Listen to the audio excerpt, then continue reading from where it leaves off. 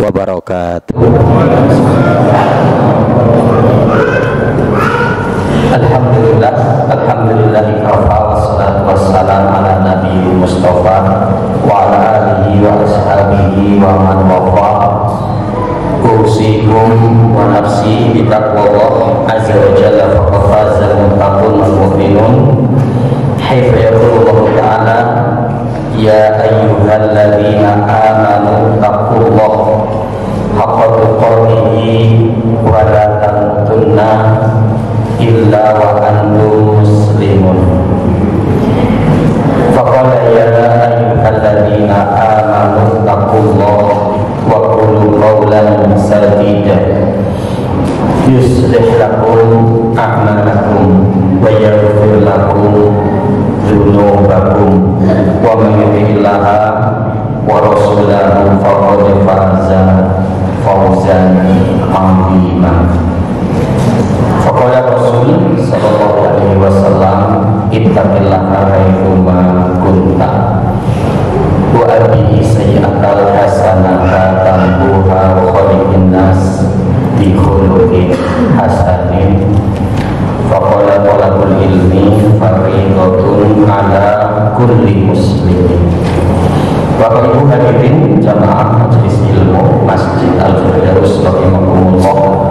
Alhamdulillah, tidak bosan-bosannya kita untuk selalu memuji dan bersyukur kehadiran Allah Subhanahu wa Ta'ala karena nikmatnya, baik kenikmatan kesehatan kita yang akhir-akhir ini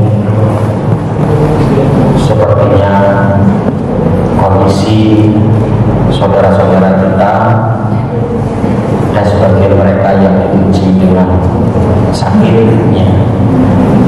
Dan alhamdulillah di kesempatan ini dengan dapatnya kita hadir di majelis yang mulia ini, tentunya mudah-mudahan karena kita dalam kondisi sehat dan disebutkan di kalangan para ulama bahwa wasayyidun naimi fid dunya al-afiyah. Jadi di mana bahwa nikmat yang paling besar ketika kita di dunia ini adalah nikmat afiyah. Ya. Dan sering sudah kita bahas bahwa nikmat afiyah itu kenikmatan kesehatan yang dapat membawa kita untuk taat kepada Allah.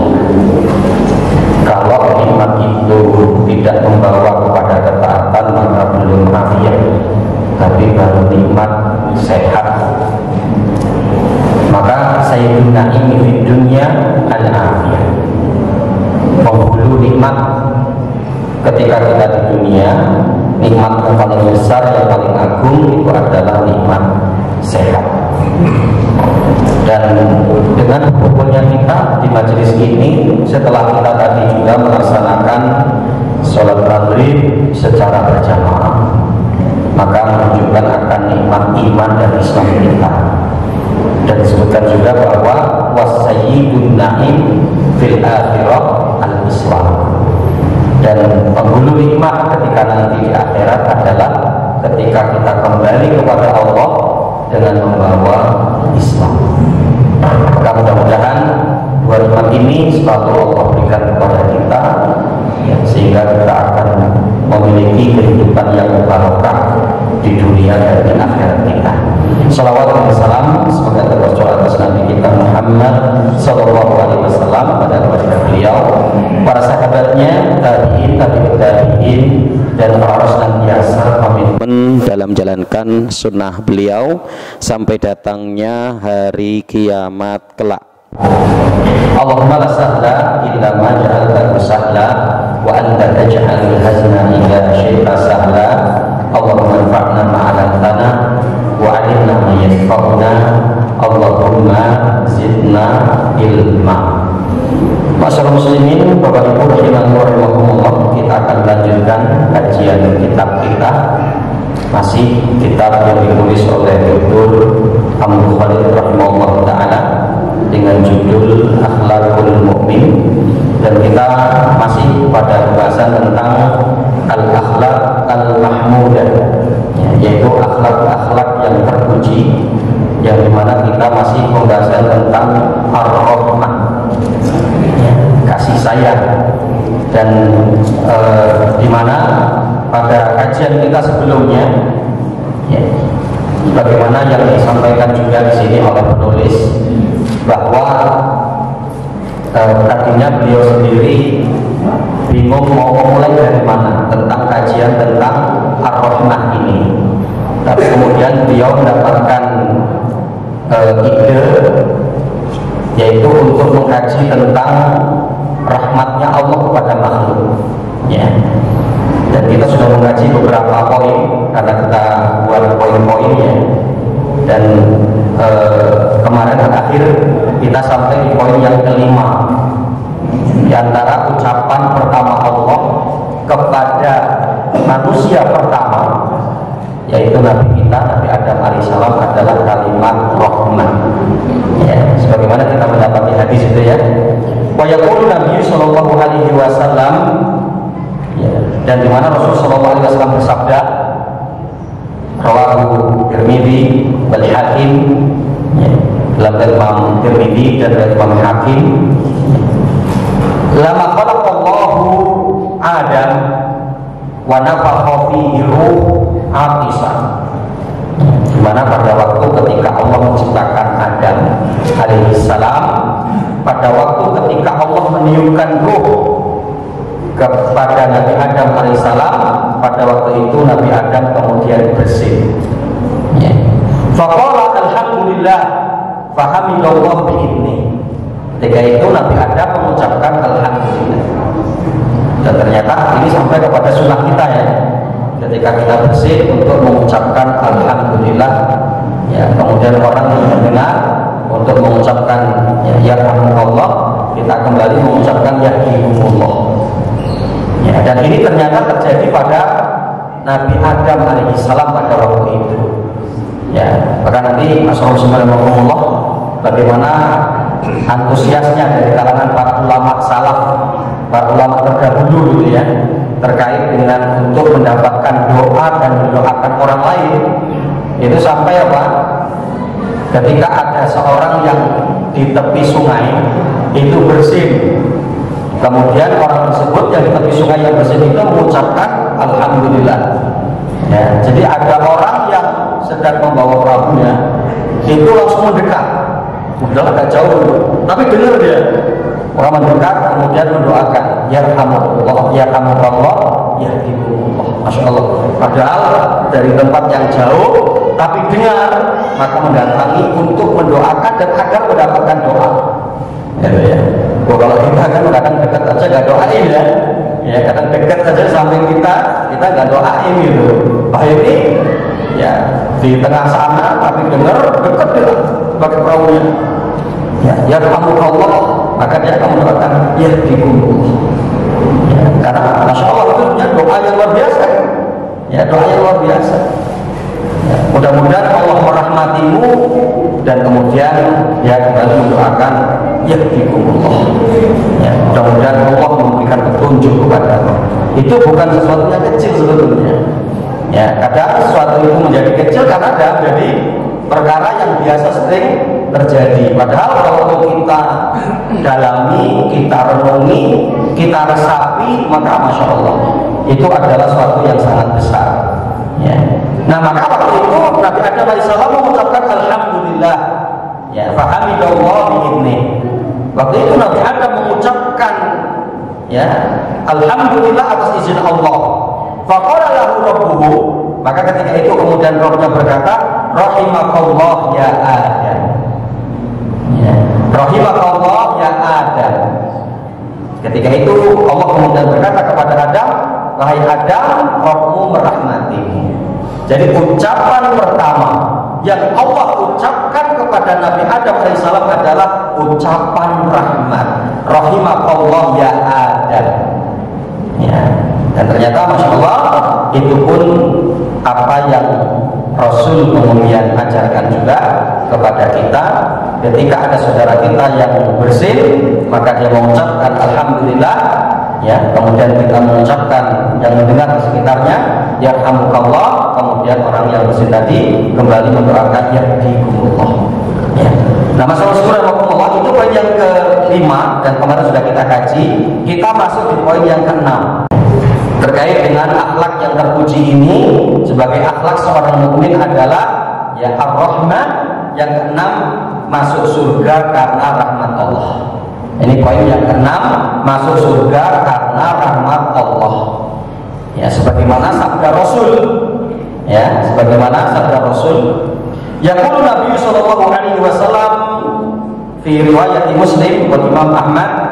Ya, sebagaimana Nabi sallallahu alaihi wasallam bersabda, "Ma min ahadin yadkhuluhu amaluhul jannah faqila wala anta ya Rasulullah qala wala ana illa an yataghammadani Allah rabbi bi rahmatihi." Ya, dimana ketika itu Rasul sallallahu alaihi wasallam mengatakan, tidaklah salah seorang di antara kalian bisa masuk surga karena amalnya. Ya, faqila, maka ada sahabat yang bertanya kepada Rasulullah, wala anta ya Rasulullah, bukankah Anda juga begitu? Berarti Anda tidak bisa selamat dengan amal Anda. Maka Rasulullah mengatakan, wala ana, begitu juga aku. Hanya saja di mana Allah Subhanahu wa taala meliputiku dengan rahmatnya. Ya, Allah memberikan rahmatnya kepadaku sehingga aku dimasukkan ke dalam jannah. Nah, ini berarti untuk menunjukkan dengan hadis ini bahwa kita akan masuk surga itu karena rahmat Allah. Ya, tapi bukan karena amal. Ya, meskipun nanti masuk surga Allah. Ya, di sini ada dua pendapat yang masyhur. Ya. Yang pertama, masuk surga karena amal. Jadi artinya, ketika kita ditanya, apakah seorang itu bisa masuk surga karena amalnya? Bisa. Ya, dengan alasan diantaranya dalil yang berbicara tentang hal ini dengan lafaz yang sahih itu cukup banyak. Udkhulul jannah bima kuntum ta'malun. Masuklah kalian ke dalam surga disebabkan karena amal yang kamu kerjakan. Tilkal jannah allati awristumuha bima kuntum ta'malun.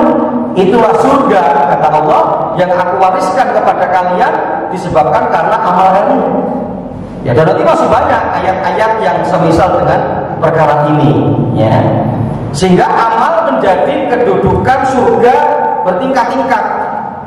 Ya, dan nanti sehingga bahwa dengan amal, ini masih kita pendapat yang pertama, dengan amal dapat memasukkan seorang ke dalam surga. Sehingga inilah juga dengan amal itu yang menjadikan seorang nanti di surganya akan bertingkat-tingkat. Ya, jadi ada kelasnya. Orang nanti dalam surga itu ada kelasnya. Ya, dia akan mengetik masuk melalui pintu mana dari 7 daripada pintu surga itu, dan kelasnya nanti dia akan ada di mana. Dan itu tolak ukurnya adalah amal. Nah, berarti kan amal sebagai penyebab seorang masuk surga, yang dengan itu nanti juga akan menentukan dia di kelas yang mana. Nah, kan seperti itu. Ya, seperti kita mendapati dalam firman Allah dalam surat Al-Ahqaf di ayat yang ke-19. Ya, walikullin ya darajatu mimma amilu. Dan setiap seorang itu akan memiliki derajat-derajat sesuai dengan amal yang dia kerjakan. Ya, nah ini untuk menunjukkan bahwa di mana ya seorang itu dapat masuk surga karena amalnya. Adapun ketika Rasulullah menyebutkan, nah berarti Anda juga tidak bisa selamat dengan amal Anda. Iya, hanya saja di mana Allah meliputiku dengan rahmatnya. Artinya apa? Rasul itu sudah memang pasti di surga. Ya, yang kenapa? Gak mungkin kalau Rasulullah tidak di surga, tapi mengabarkan para sahabat yang lain di surga, kan gak mungkin gitu ya. Ya, masa mengabarkan Hai Bilal, saya sudah mendengar ropamu dalam surga. Gitu. Amalan apa yang kamu utamakan? Bilal menyebutkan. Di antaranya selalu menjaga wudu, dan setelah wudu menjaga sholat 2 rakaat. Ya, kemudian setelah itu nggak mungkin kan Rasulullah kemudian mengatakan, wahai Bilal kamu masuk surga tapi aku enggak. Nggak mungkin. Mengabarkan orang lain masuk surga kok dirinya nggak masuk surga.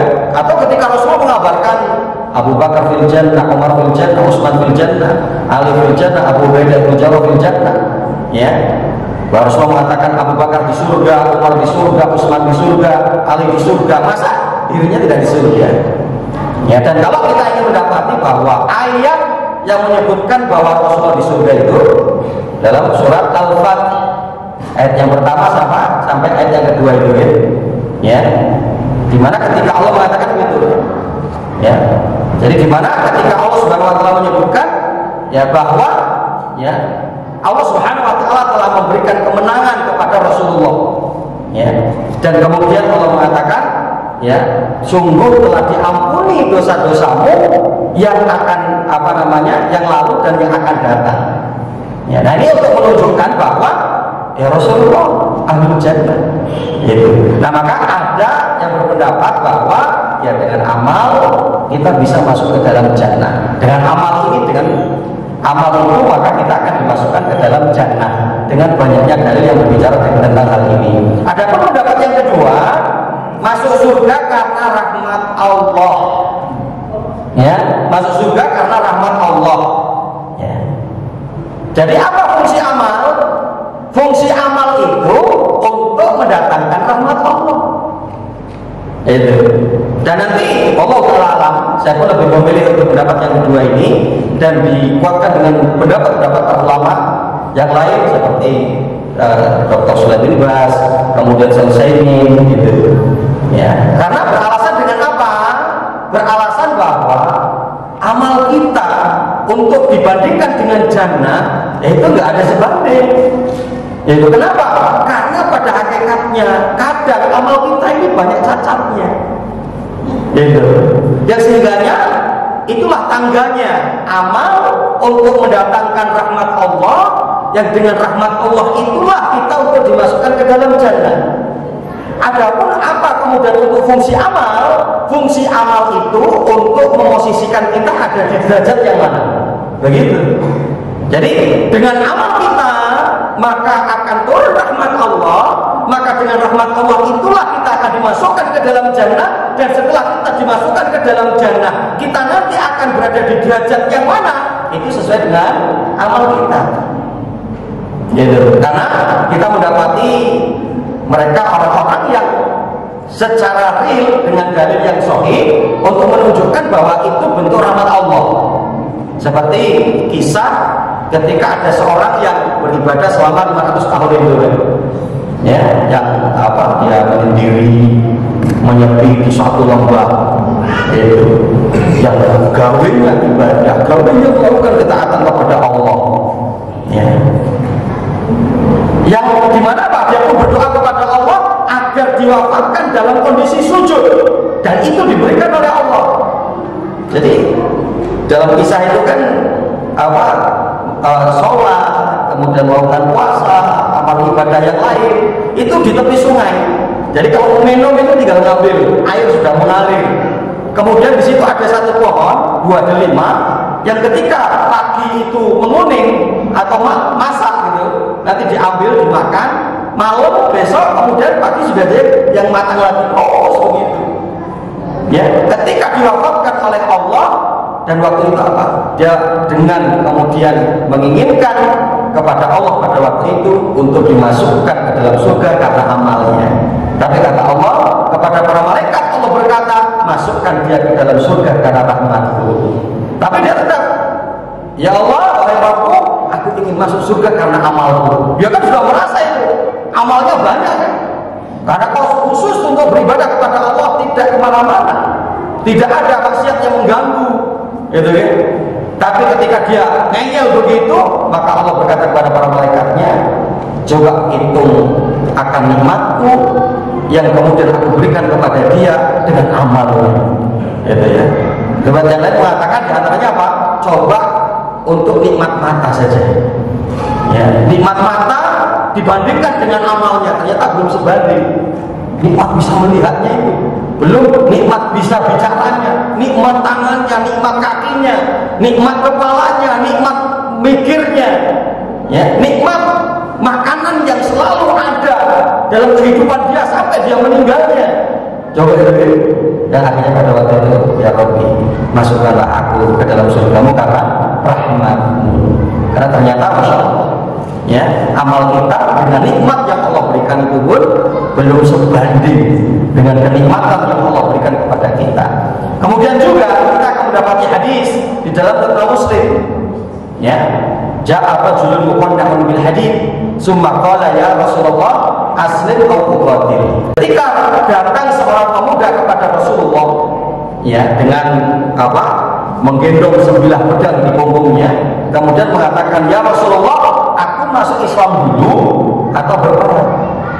Ya, apa kata Rasulullah? Aslim tsumma qatil. Ya, kamu masuk Islam dulu baru berperang. Ya, wa aslama wa qatala wa qutila. Kemudian akhirnya dia masuk Islam, kemudian berperang di jalan Allah, ya, dan akhirnya kemudian terbunuh.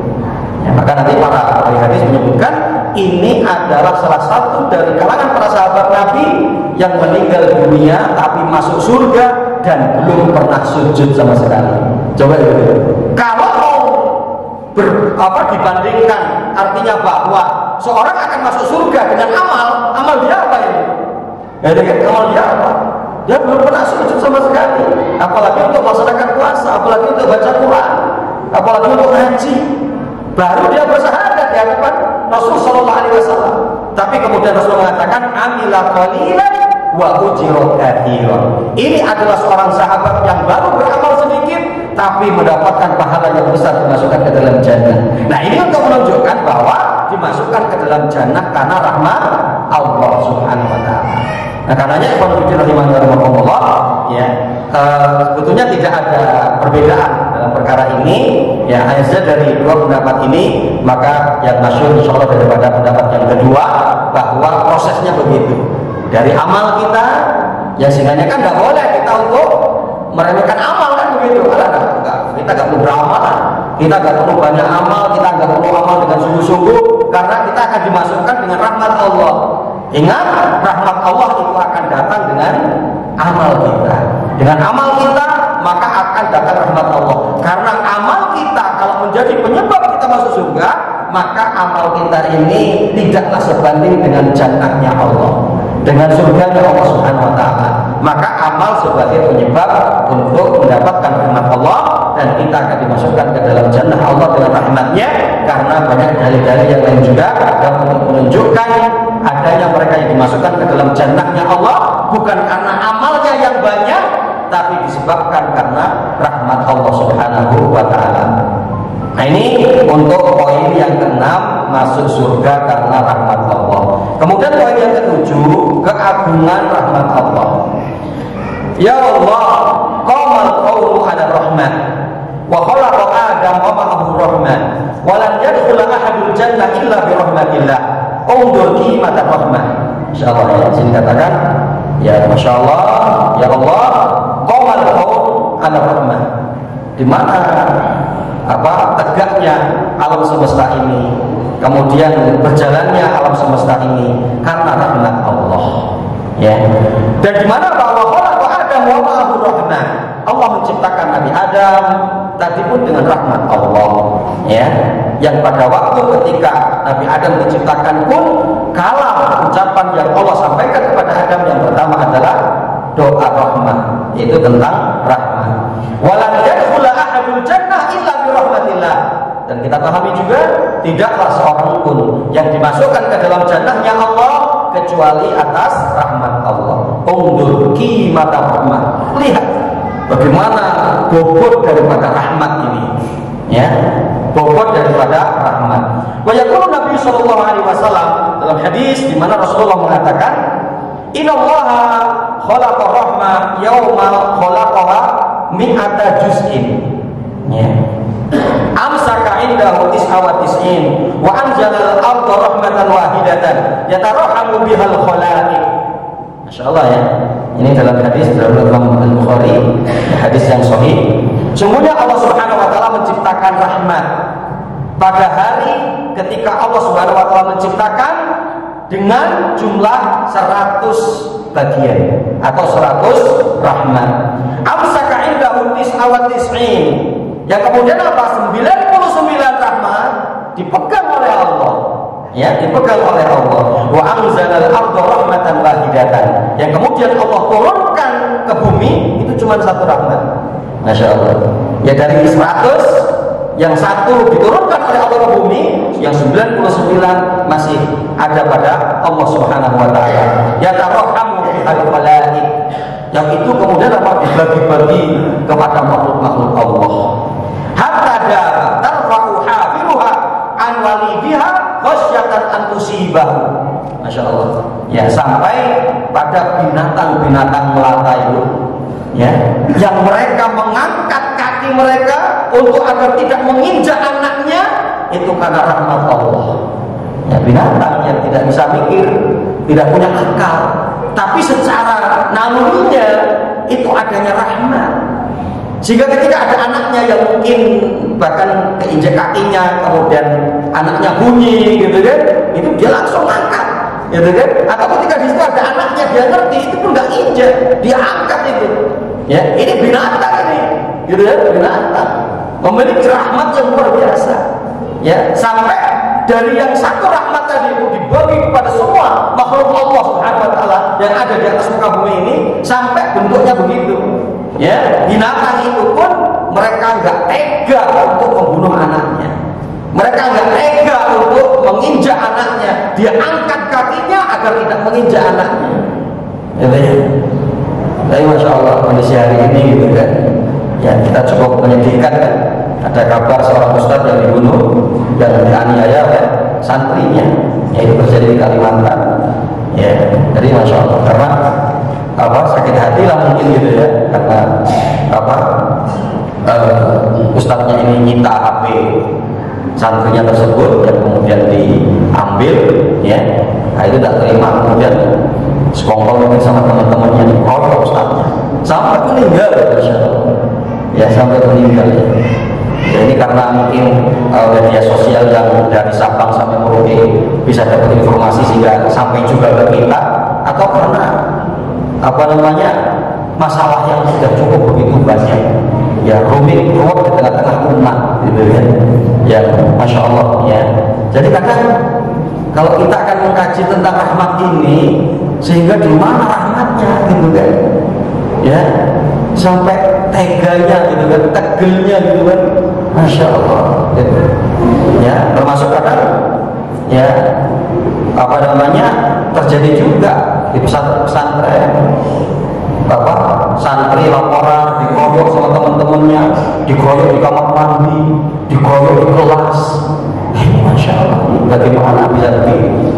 Ya, jadi penanaman ilmu, penanaman akhlak, penanaman kasih sayang, rahmat antara satu dengan yang lain ini perlu ditanamkan betul. Ya, maka sampai konsep yang terjadi pada pemerintahan Abu Bakar itu kan Masya Allah ya, yang sampai ketika Umar itu diamanahi menjadi qadhi, akhirnya mengundurkan diri selama 1 tahun, akhirnya setelah setahun berjalan mengundurkan diri. Karena apa? Gak ada orang yang ngadu, gak ada orang yang mengeluhkan masalahnya. Ketika kemudian Abu Bakar bertanya kepada Umar, apa kira-kira rahasianya wahai Umar? Mereka telah mempraktekkan hadis Nabi, la yu'minu ahadukum hatta yuhibba li akhihi ma yuhibbu li nafsihi. Ya, salah seorang di antara kalian belum dikatakan memiliki keimanan yang baik sampai mencintai saudaranya seperti mencintai dirinya sendiri. Lah, kalau ini pun kita praktekkan kepada peserta didik kita, kepada santri-santri kita, kepada murid-murid kita, gak mungkin dia berlaku begitu kepada temannya.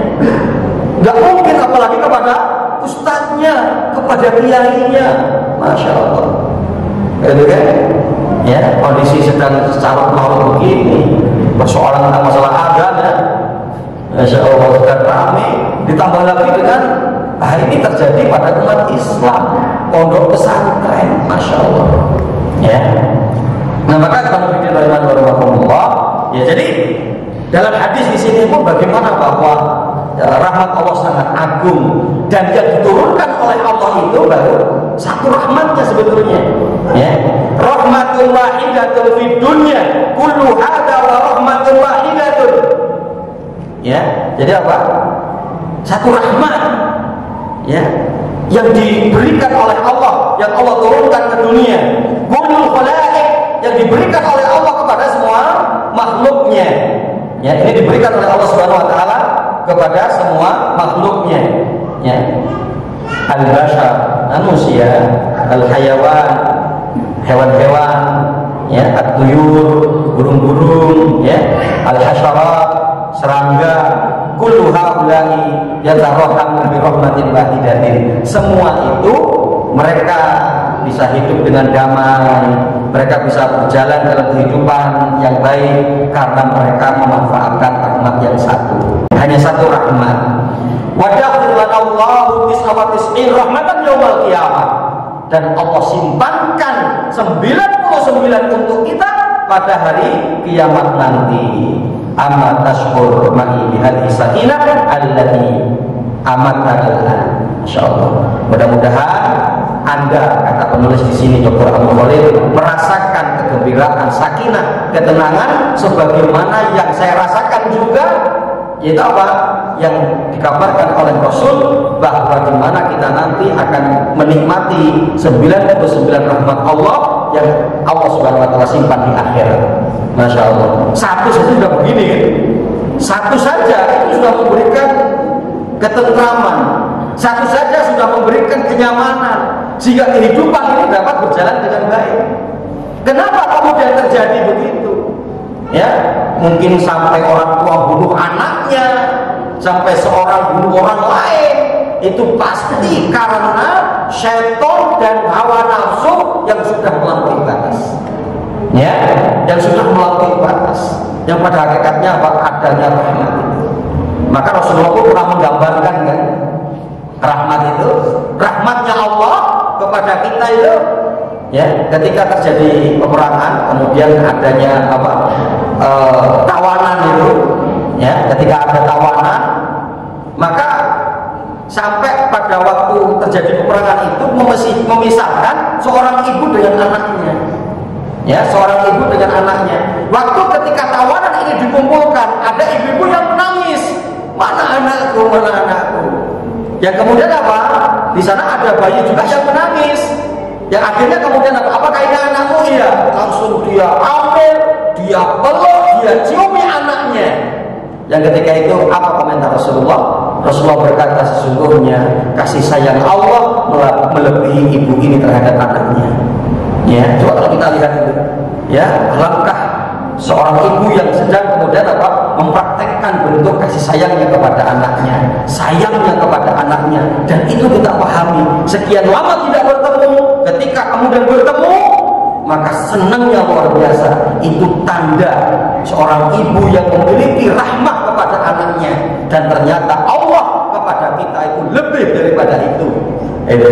Nah, ini poin yang ketujuh. Adapun poin yang ke-8, rahmat Allah patut untuk kita renungkan. Rahmat Allah patut untuk kita renungkan. Ya, rahmat la budda laha minat tafakkur. Rahmat Allah yang cukup begitu banyak ini, ya, wajib untuk kita renungkan. Yaqulu ta'ala, Allah mengatakan dalam surat Al-Qasas di ayat yang ke-73, wa min rahmatihi ja'ala lakumul laila wan nahara litaskunu fihi wa litabtaghu min fadlihi wa la'allakum tashkurun.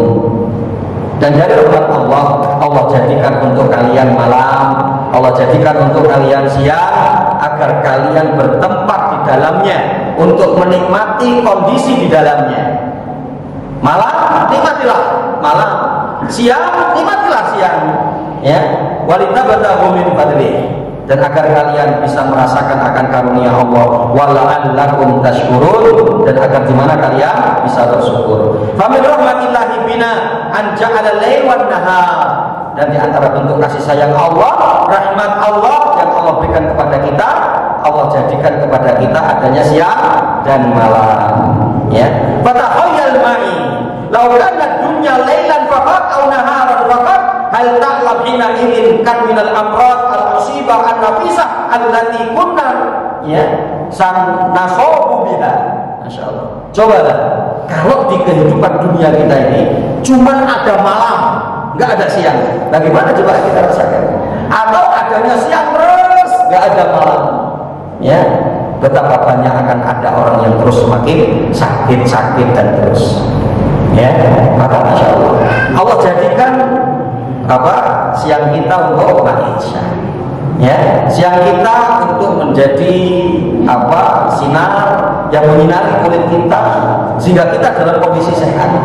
Kemudian Allah jadikan malam tempat kita untuk istirahat dari siang kita yang kemudian banyaknya kegiatan kita. Dan itu masya Allah, kalau kita capek itu coba ya, kita capek sudah tergeletak di atas kasur langsung masya Allah enaknya mau tidur ini, ya gitu. Dan itu Allah ciptakan malam yang tidur kita waktunya banyak, tapi biasa gitu ya. Cuma di siang hari kita tidur banyak, nggak enak di badan itu, ya kan? Nggak enak di badan. Ternyata luar biasa. Allah Subhanahu wa taala menciptakan ini semua ya karena rahmat Allah. Ya, karena rahmat Allah. Dalam surat Al-Qasas ayat yang ke-71 Allah mengatakan qul ara'aytum in ja'alallahu 'alaikum al-laila sarmadan ila yaumil qiyamah ya man ilahun ghairullah ya'tikum ya bidya. Katakan ya, bagaimana pendapat Anda ketika Allah Subhanahu wa taala menciptakan untuk Anda malam saja, malam yang terus-menerus sampai hari kiamat. Ya, apakah memang ada ilah selain Allah ya'tikum bidya yang datang kepada kalian membawa cahaya? Tentunya nggak ada Tuhan atau ilah yang kemudian akan mendatangkan cahaya kepada kita kecuali Allah. Ya, ya kalaulah kemudian ini dijadikan malam terus. Coba siapa kira-kira ketika kita meyakini adanya ilah selain Allah yang mendatangkan cahaya? Apakah berhala-berhala itu? Gak mungkin. Ya, apakah kemudian matahari yang disembah? Tidak. Apakah kemudian bulan yang disembah? Bukan. Apakah batu yang dikeramatkan? Kuburan yang dikeramatkan? Bukan. Yang mendatangkan cahaya itu sehingga bergantinya malam kita menjadi siang adalah Allah Subhanahu wa taala. Nah, ini untuk menunjukkan bahwa akan rahmat Allah Subhanahu wa taala. Bahkan di 72-nya juga Allah mengatakan begitu. Qul ara'aytum in ja'alallahu 'alaikum an-nahara sarmadan ila yaumil qiyamah man min ilahin ghairullah ya'tikum bil-laili taskununa fiha. Ya, kalaulah kemudian tidakkah kalian melihat ketika Allah menciptakan ternyata hari kita ini siang terus menerus sampai hari kiamat. Adakah yang mendatangkan malam hari? Ya, adakah ilah selain Allah yang bisa mendatangkan malam hari? Tidak ada. Yang mendatangkan malam hari itu adalah Allah Subhanahu wa taala, yang sehingga kita bisa menikmati malam itu dengan kegiatan-kegiatan di malam hari kita. Wallahu taala alam. Innaha rahmatullah, dan itu semua adalah rahmat Allah Subhanahu wa taala. Sehingganya bahwa masyaallah rahmat Allah cukup begitu besar yang Allah berikan kepada kita, maka di mana ketika Allah penyayang kepada kita, maka seharusnya kita lebih penyayang kepada saudara-saudara kita, kepada makhluk-makhluk Allah, sehingga bumi ini akan berjalan dengan normalnya, dengan kehendak Allah Subhanahu wa taala. Aku qouli hadza astaghfirullahi wa lakum wa li sa'iril muslimin fi kulli jama'ah. Subhanakallahumma wa bihamdika asyhadu an la ilaha illa anta astaghfiruka wa atubu ilaik. Wabillahi taufiq wal hidayah. Assalamualaikum warahmatullahi wabarakatuh.